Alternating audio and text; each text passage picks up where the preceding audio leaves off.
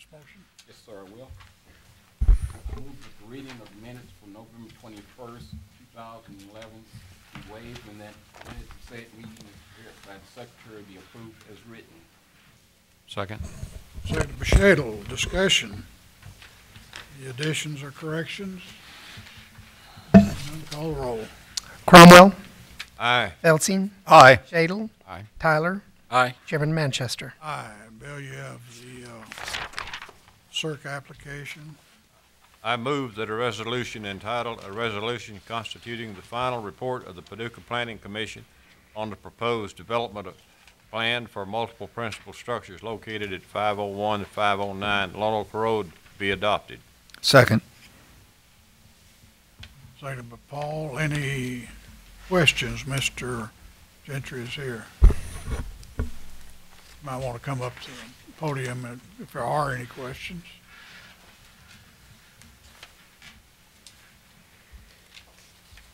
What is the total width that you're going to occupy concerning the two drive-throughs? Just the building, Oh, plus plus the building. The building's 8.5 feet wide total. We had it set off a little over 18 feet from the property line. I think Steve wants to move that back a little bit, and then another 15 feet on there. That would be 33, 41 feet. Is that correct, Steve? 38. 38. All right, that's close. Thank you. Any questions?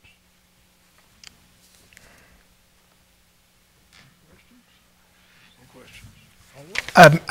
Just a couple of comments, if I may. There's approximately 100 feet within that driveway aisle. I went out today after lunch and spent some time just sitting and watching the traffic. At this time, some of the traffic as it comes in off of Lone Oak Road does catty corner, but that's because they can right now. Even with the proposed building and the location that it is, I think with some striping that the configuration and the circulation will still work fine. One comment that Caleb did make was that that be reduced from 18.6 to 15 feet on that side, bring it a little bit closer to the Walgreens property. 15 foot is still plenty for a single car drive lane. So the traffic going towards Lone Oak Road and getting off Lone Oak Road will have how much space will they have, Steve? All the way to the curb line of A&W, probably 55 to 60 feet. Typically somewhere in that range, 50 feet or so. But with a 3-lane section, as you see it coming out onto Lone Oak Road, that's usually a 36-foot section. So there's a lot. Obviously, after it's built, there will be some education with the traveling public to understand how to get to Kroger now, which is basically coming in and going straight back to Kroger instead of cutting catty corner across that open area. Where the red line is there going to be some kind of a barrier? Actually, that's just to give you an idea. That red line represents really an area to the left that you would see the traffic going back to Kroger. The line you see on the actual development plan, he is planning on painting a striping, but that'll probably be even about 5 or 10 feet closer to Walgreens than you see the red line right now. So there's actually more room than that depicts. Okay. Is there traffic coming in can still be able to go to the right to go around to Walgreens? Or They'll be able to immediately enter Walgreens with in all the existing entrances, Okay. right off Lone Oak Road.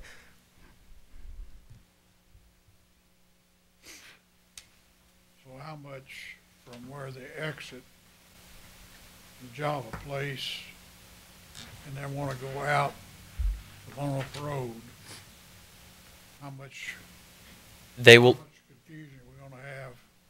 The traffic coming right off Lone Oak Road and facing cars coming out of the Java. Are we talking about 50 feet, 75 feet? Between the two? All right.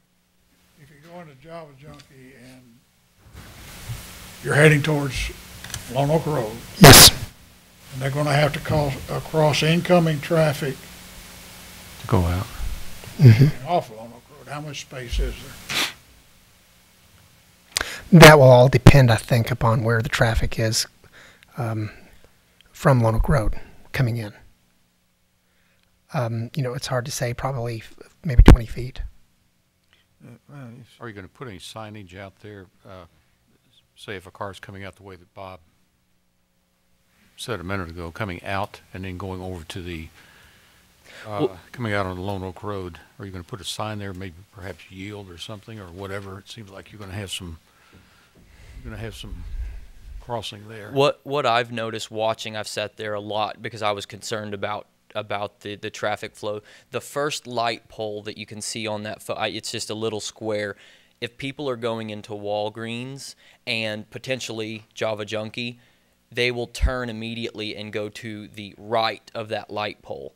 Now, exiting, they won't, but from what I've gathered, and I've sat there all times of day, those lights work really efficiently, and no more than 4, maybe 5 cars within those lanes are ever stacked up there. And from a 5th car, we're still probably talking about 20 to 30 feet back there.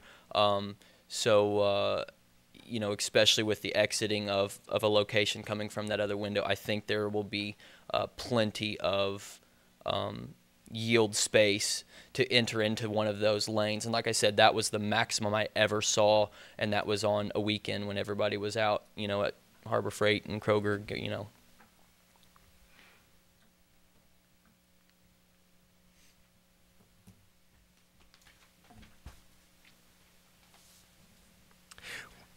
We may, as we go through the site plan process, take a look at that striping and may want to actually extend the striping through our engineering department down closer to Lone Oak Road to actually feed the traffic as you're exiting Lone Oak Road into the development.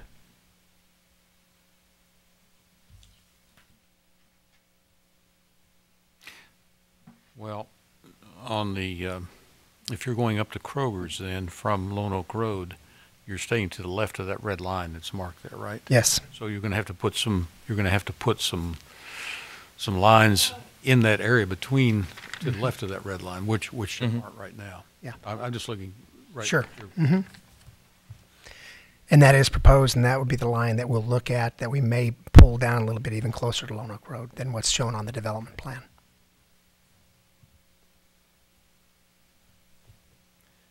As it is now, when cars are entering in, the back part of that black asphalt of the Walgreens property, is they can't go. They're cutting that, but really they have to go straight to get to Kroger and then turn there anyway, and we'll be in front of that. So we're not the diagonal line that they're shooting, or that they would pretend to shoot. We're out of the way anyway with the size of the building because of the corner.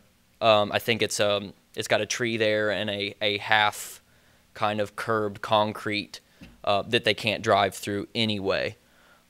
So that somewhat dictates a straight shot to Kroger, and our building will really only emphasize that straight shot rather than intrude on the already existing flow of traffic.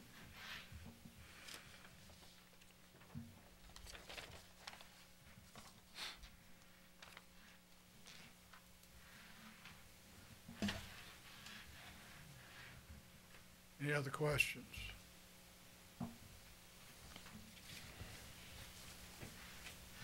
What's the hours of operation? Right now it's 6 to 6 through Friday, and then we close at 2 on Saturdays, and we're closed on Sunday. When we move, that's a busier spot, so we'll probably be open a little later. But even then, you know, we're a coffee shop with caffeine, and not a whole lot of people drink caffeine real late at night. Some do, but I can't imagine being open past 10, and that's really stretching it. I've been there at 10, and there's people at the grocery, but very few, and we're kind of a volume type business, so it wouldn't be any later than that, and we'd still be closed on Sundays.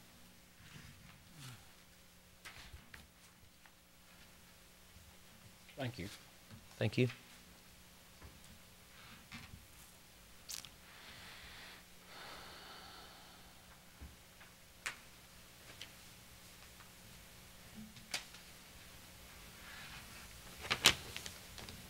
Okay, any other questions? Call roll, please. Cromwell. Aye. Feldstein. Aye. Shadle. Aye. Tyler. Aye. Chairman Manchester. Any other business? Stand adjourned. Good luck.